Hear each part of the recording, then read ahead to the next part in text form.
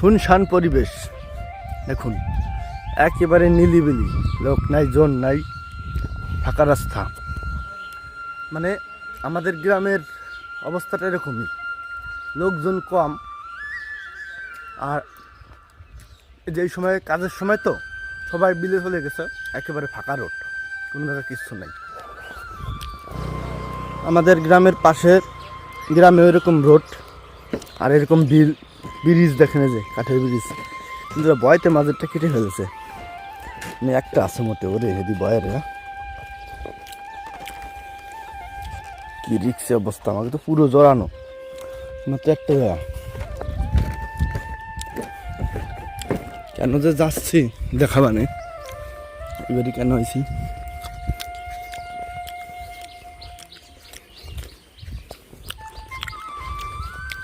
বাবু কেমন আছো?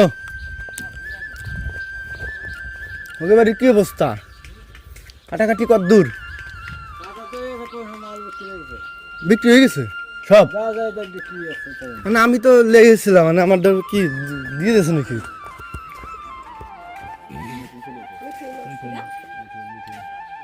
কে নাই নাকি? এই যে এটা চিনিতে এসেছিলাম। আমার বাবা একটু ভালো খায়, ঠিক আছে, মাংসটা, যে কারণে নিয়ে গেলাম।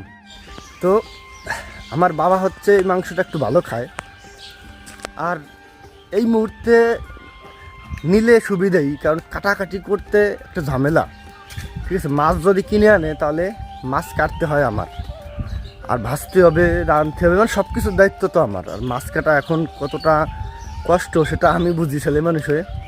সেখানে এই মাংসটা একেবারে প্যাকেট করা রয়েছে, একেবারে কেটে কুটে সব ঠিক করে দিয়েছে। বাবা শুধুমাত্র একটু ধুয়ে টুয়ে দিয়ে রান্না হয়ে যাবে, কোনো কষ্ট কম।